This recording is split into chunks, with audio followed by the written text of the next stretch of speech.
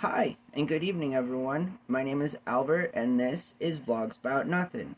Thank you very much for taking the time out of your very busy Monday night to join me. I really do appreciate it, and I hope that all of you guys are doing really good.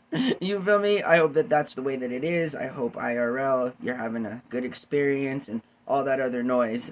I typically always open up like that, and I always sincerely mean it. You feel me? It's a little character I've created here for myself. In and of itself, it's kind of cool, but don't ever be fooled. I'm never joking when I wish you the best. And in fact, I kind of want y'all to relate and try to vibe with me tonight on how bad dates are very similar to food delivery service apps, most notably Uber Eats. So, if you haven't been a viewer of this show before in the past, and I welcome all the new viewers, it takes a little while for these videos to gain some traction, but, if in any event in the future you find yourself watching this video, I feel like food delivery service apps, Uber Eats, we've talked about a lot of these different kinds of things. We've talked about dating, we've talked about essentially everything that could possibly be talked about. You'd be surprised at how difficult it is to come up with new content when you've basically touched on anything and everything. You feel me? But the world is full of ideas, and so that's what I love about a good challenge, especially these improvised talks that I give here on the nightly. You feel me? So yeah, homage to that. I'm just saying it's like by far the most accomplished thing I've ever done in my entire life. And ironically, it's also something that doesn't get me paid, has zero intrinsic value for me currently at the moment. And I'm ironically thinking about running my own ads in like sort of mockery of ads in and of themselves.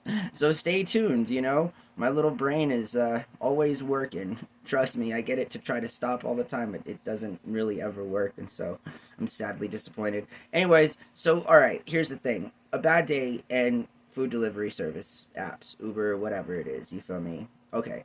The idea is awesome, right? I mean, I'm pretty sure that boomers imagined a world where they could order any food that they wanted and have it delivered to them, but even at some point, can you imagine that I'm actually siding with boomers on this one? That they actually had the wherewithal, the mental capacity to realize that food delivery service just wasn't profitable, unless you were selling food, a lot of it, and you had a good local base of people that were ordering your stuff, all of these perfect sort of circumstances that kind of don't exist in a world that is run by just a handful of companies, and most of these companies aren't even US owned anymore, by the way. But strange enough, they all do business together, and it's just one big conspiracy, isn't it? The rich get richer and the poor get poorer, both literally, figuratively, and jokingly, I guess, because here I am joking about it. So that's sort of ironic. But, anyways, food delivery service apps, again, like credit to the boomers, right? Because they were like, no, that's not a very good idea. Let's keep it simple. Things like pizza, things like popular Chinese food, especially in large cities, that works. Something that works. If it's not broken, don't try and fix it. You feel me? Something like that. I feel like that's a good way to think about these kinds of things in and of themselves. You feel me? Because again, there was nothing broken with how to get a pizza delivered to you. And now we're in 2025, and ordering a pizza involves you making a call to some random person in the Philippines that take your order, and no offense to the people in the Philippines, right? You feel me? Like, I want everybody to do well in this world, but I also kind of want the pizza place that I can see from my balcony to be able to process my order in a timely, effective, and efficient manner. And I just feel like sending my call to a different country to order a pizza from a place that I can see from my balcony isn't exactly the most efficient thing. But again, I'm not the CEO of Pizza Hut, so what do I know? Probably and absolutely, admittedly, nothing. So I mean, I don't know. Whatever. It doesn't matter to me. I mean, it only prevents me from getting you the limited money that I already have. So I mean, I guess it's a win-win. You feel me? Anyways, like, all right, a bad day is something that we've all experienced. If you've not experienced a bad date, then go out on more dates. I mean, how long have you been with your partner? How many dates have you been on? You're giving me credit. You're giving me slack about not taking you out on dates when we're together. You feel me? I'm just saying, like, okay, like, I'm single, right? I go on dates when I have the opportunity, right? I haven't had the opportunity to go on any dates or whatever, but still, the thing is like we have a common understanding of what a bad date is, right? It's just something that we look forward to. I mean, because we don't know it's going to be bad. Otherwise, we wouldn't go. And if you did, that would be stupid.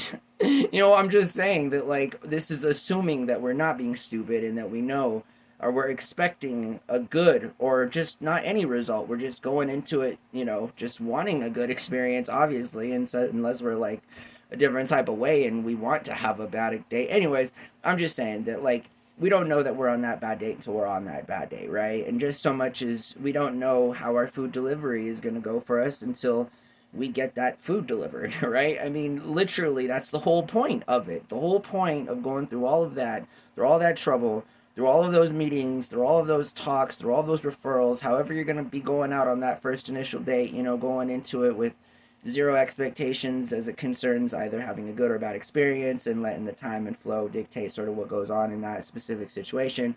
I'm just saying that, like, anytime I order food, right, like you think about it. I can't be like the only person that give it some forethought, right? You're like, you wake up, and you're sort of like, all right, well, maybe I don't have to cook today because it's 2025 and Uber Eats and DoorDash and anyone can just bring me the food, no problem. This is a modern day convenience. What a luxury, right?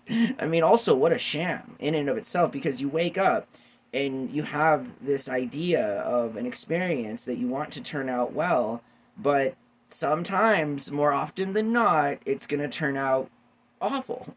And that's not your fault. That's beyond your control. That's beyond anyone's control other than the people that facilitate these kinds of transactions, right?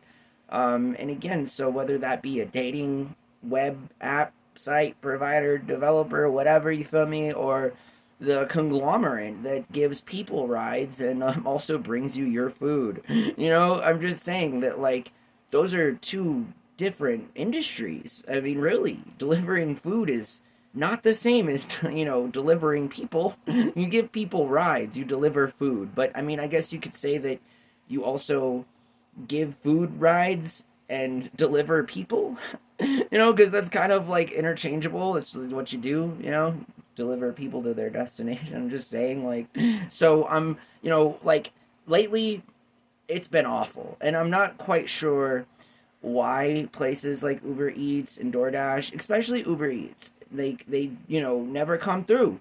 Never come through. Leave you with a really bad taste in your mouth, like as if you went on a bad date, right? Like, you've spent your money, and what's worse, right, is it is just so much similar to a bad day in that you've spent money, you are understanding that you're having a certain experience in that time, but at least on a bad date, you walk away from it, you feel me, and everything is just the way that it was before you went into that restaurant to go out on that date, but at least your stomach is full. You have some sustenance, like you're able to get some energy to have these feelings and everything. You're not overwhelmed with anger because somebody not only didn't deliver your food, but they went out of their way to do it in a sketch kind of manner and leave it in a place that was not just anti-conspicuous, but like arguably very secretive and super shady. You feel me? And then, like, they approve it as if the food's been delivered, and then you question them about the food being delivered, and they're like, well, we can't confirm that it was delivered or not, and it's sort of like, I mean, what a cop out, you feel me? Like, what's the point?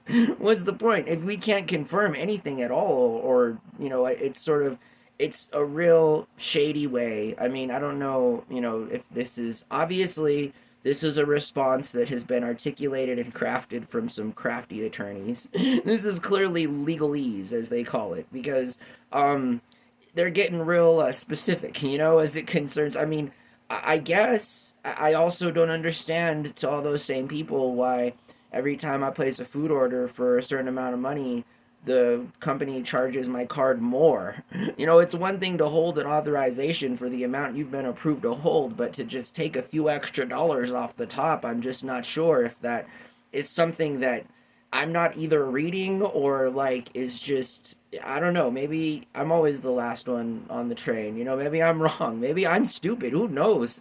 At this point in my life, honestly don't know, and really a big part of me doesn't care. So I mean, is that it's too much energy to try and give it thought on some of the things that go on, including the rampant fraud that these places are openly committing. You feel me? As it concerns like authorization charge holds on a card in an amount that's different, very different from the amount that is you paid for to get the food delivered to you in the first place, and then also um I guess the plausible deniability that comes along with being a contractor working for Uber as it concerns the delivery of your food. We it's like if somebody goes missing, like you do you tell the police like we can't confirm or deny that like this was like again what kind it's all jargon, it's all semantics, and it's all BS. Quite honestly, you feel me? Because like it's not the way it works. If somebody didn't get their food, they shouldn't be charged for it, nor should they be questioned for it. I mean, because we're assuming that we're all like on the honor system and that what we're doing is